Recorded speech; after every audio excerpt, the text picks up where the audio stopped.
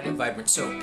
And what was going to start off as just how to design an image for a soap stamp kind of turned into this video. And this video is sort of the development of all the visuals that you need to start a soap company. The logo and how that comes about, where does it come from.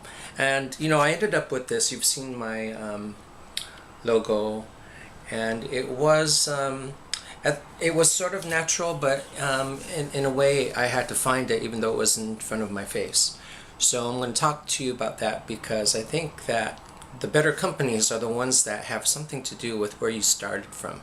So I'm going to take you on this little journey today. So the journey for me began with a hunt for a name, and I won't bore you with all of that, but finally at the last moment before I started my website I came up with the name Vibrant, and it was just the right name for me because all my life I've been a painter, and all my life my art teachers have been saying your colors are vibrant, you're a colorist.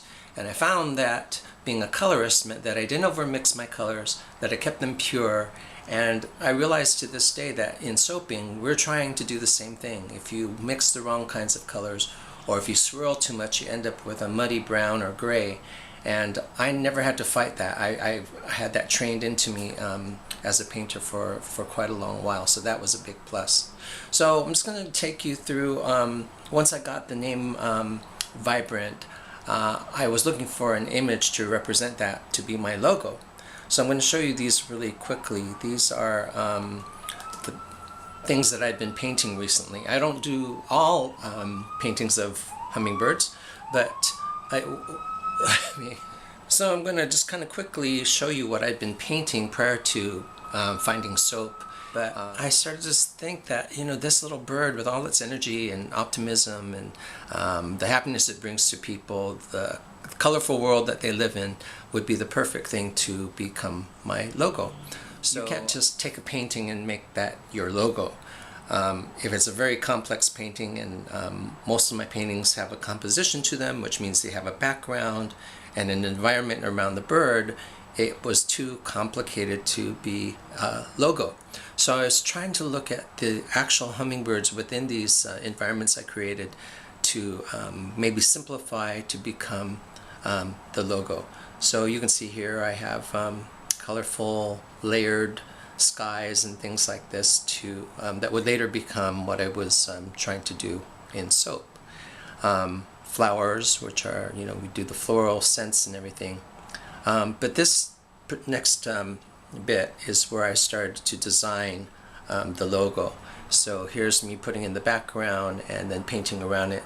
You can see it's pretty simplistic and it's very symmetrical. Still a little bit too complicated. There's these little baby birds on both sides of this main bird that I eventually took out, and see here's the bird without those, and happened to meet this guy named Adam who helped me translate the painting into vectors to simplify. So now I had this logo, and I've been embellishing it for many different reasons. It's not too hard to put these little designs over it, and I use these for this design for my business cards, for those sticky notes, and for notes that I enclose in my orders. But it is not suitable for use as a soap stamp. Number one, soap stamps can't have color, and all this detail would be too much for a soap stamp. So I thought, well, I'm going to need something a little different for the soap stamp. So I started to do some drawings again, and this is I based this on some geometrics, and just kind of bringing you through these pretty quickly. And then I reduced this to line, and what I liked about this one was that it had a V and it had an S for Vibrant Soap, and I wanted to keep that so badly, but I ended up ditching that idea. And then this little bird, once I thickened up the lines, and you need to thicken up the lines like this, and you shrink that down to a soap stamp size, fine lines will pretty much disappear.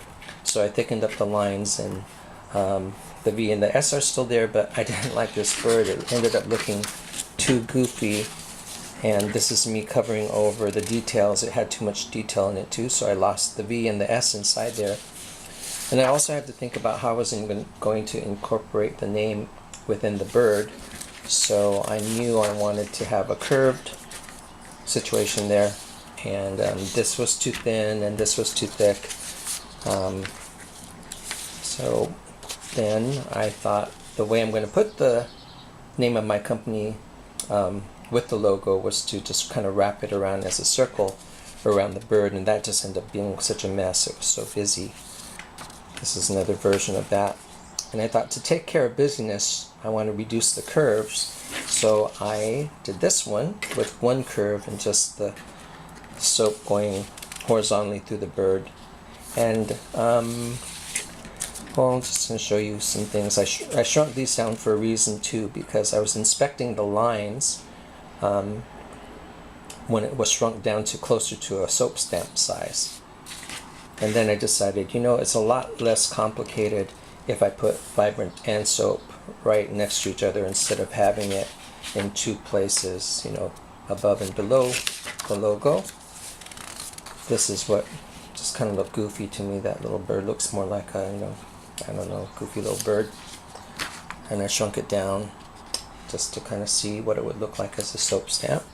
So I wasn't enchanted with that dopey little bird, so I thought the answer would be to go back to my original logo that I worked so hard on and design around that. So this, one of the things I did was I got this bird to add some kind of texture to it. I had all these little lines.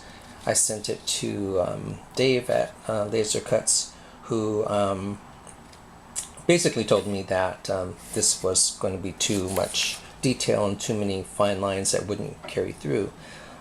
It would also make a mess in your soap stamp. Every time you use it, you'd have all these little nooks and crannies to clean out of it. But I was closer to the design that I wanted to, that I ended up with after I got that. And here I'm playing around with how those slight curves would work with that bird. Here I curved it some more. And then finally I submitted this to Dave at Laser Cutz, and I really liked this, except this was going to have to go. So I shrunk it down anyway to see what it might look like, and so it looked a little bit like this. And so the only difference between this and the final soap stamp is that this little area beneath the wings and this area, the bottom part of the bird, is just solid now. And I don't know that I have that in front of me right now. Oh, here it is. So when I saw this simplified version without that little detail, I was a little disappointed because I thought it looks too plain. But after the name of the company was put on it, it wasn't so plain anymore.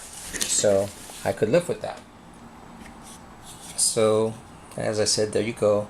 And here's my soap stamp, and this is how it prints out on soap. And I'm really pleased with it, and pleased that I found a company that was very good and very affordable. So thanks, Dave, and hope this is useful to somebody, and we'll see you for the next soap making video. Okay, this is Clyde at Vibrant Soap. Thanks for watching. Bye.